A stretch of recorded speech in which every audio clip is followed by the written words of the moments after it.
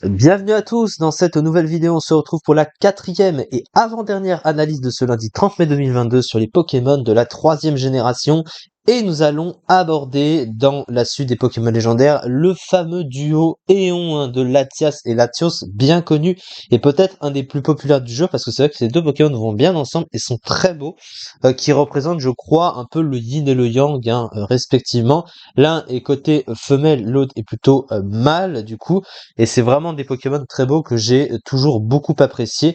Alors on va parler de ça. Alors on commence avec Latias et du coup on finira avec l'autre dans l'autre vidéo et la dernière vidéo du jour du coup. Alors Latias, qu'est-ce que c'est? Il a un type dragon et psy, qu'il est le seul à partager avec son acolyte, même s'il y a eu Ultra Necrozma après dans la génération suivante, mais bon c'est un petit peu un cas à part celui-là. En tout cas en Pokémon légendaire de base, ce sont les deux seuls à être de type dragon et psy. Alors Dragon et Psy, c'est un type qui est contrasté parce que il y a de bonnes choses comme des choses plus mauvaises. Alors défensivement, c'est quand même un double type qui a accès à des résistances très pratiques, hein. Il a 6 résistances, hein, précisément. Il a des résistances notamment au type feu, au type combat. Il a une résistance électrique, eau et plante, les résistances du type dragon. La résistance Psy est relativement correcte. Et avec son talent lévitation, il a une immunité sol offerte gratuitement. Donc les trois types super efficaces sur le type acier, du coup il les a en résistance et en immunité. Ça veut dire qu'il synergise bien avec son type, son type synergise bien plutôt avec les types acier. Mais il a quand même 6 faiblesses gênantes, hein. Il a une faiblesse ténèbres, donc à sabotage. La faiblesse au type insecte, c'est notamment la faiblesse à demi-tour. La faiblesse spectre, c'est gênant. La faiblesse glace, c'est gênant. La faiblesse fée aussi. La faiblesse dragon, un peu aussi. Donc globalement, il a quand même des faiblesses gênantes, mais aussi des résistances extrêmement pratiques, donc c'est pour ça que le type est contrasté. Offensivement, c'est pas un type incroyable, c'est surtout un type qui a un bon coverage neutre, hein, comme on peut le voir. Le type dragon est super efficace que sur lui-même, et le type 6 sur deux types, donc c'est pour ça que il est super efficace, vous voyez, que sur 199 Pokémon, mais il est neutre sur 799, donc il a un bon coverage neutre, mais il n'a pas un double stab offensif très large non plus. Et surtout, il est résisté par le type acier, hein, son double stab, le meilleur type défensif du jeu. Et en général, d'avoir son double type, son double stab résisté par le type acier, ça reste quand même problématique. Mais il n'y a pas non plus beaucoup de Pokémon qui y résistent, hein, vous voyez, donc ça va, globalement. C'est pas un type offensif incroyable, mais il n'est pas non plus si terrible que ça, donc on ne va pas non plus s'en plaindre. Au niveau des statistiques, alors globalement, il y a des choses qui sont un peu moyennes, mais il y a des choses qui sont très utiles parce que on va dire que la chose la plus moyenne chez lui, c'est plutôt son attaque spéciale. Il a 110 en attaque spéciale.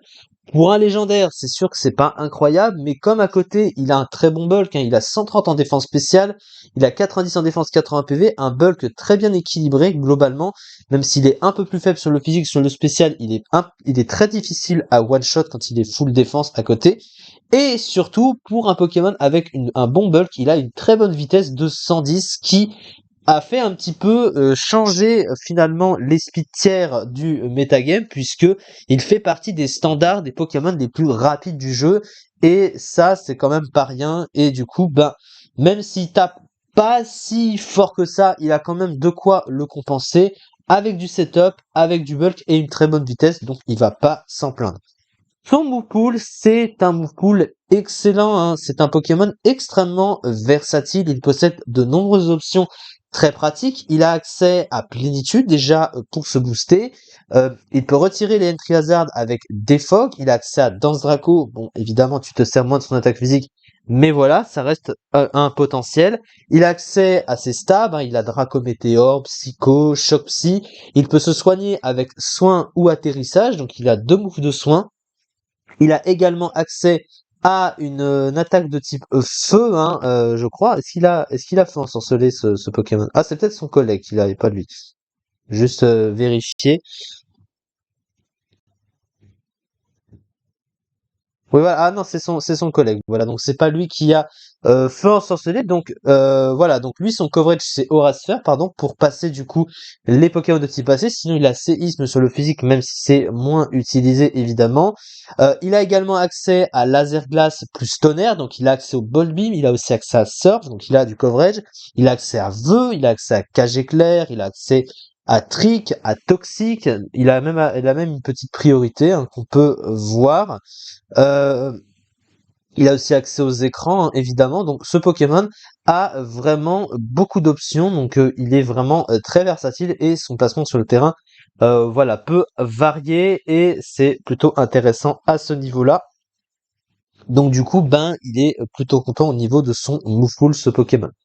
Au niveau de la fiche stratégique, une très bonne vitesse et d'excellentes statistiques spéciales, une bonne défense et des PV corrects, le talent lévitation lui offrant une immunité au type sol, très bon move pool de coverage et de soutien extrêmement versatile, très difficile à revenge kill, dépasser et tuer Latias après la mort d'un Pokémon de son équipe, un double type pas optimal offensivement à cause de l'omniprésence des Pokémon de type acide dans le tiers et médiocre défensivement, même si ça joue sur une très bonne résistance évidemment. Vulnérable à des menaces courantes dans le tiers, telles que Sidaiox et Crocodile Moncharchois, donc il y a des exemples Pokémon menaçants, évidemment pour lui. Actuellement, le Pokémon est borderline, il est BL de l'overused, donc il est quand même à la limite du tiers, mais seulement 89e hein, du tiers, 0,6%. Pour un légendaire, c'est sûr que c'est pas incroyable, surtout qu'un légendaire qui a beaucoup de potentiel comme lui, mais il est quand même plutôt bien arrangé, évidemment. En tout cas, c'est ça pour cette vidéo. On se retrouve pour la dernière analyse du jour. On va donc faire son collègue Latios, hein, je pense que vous aviez compris.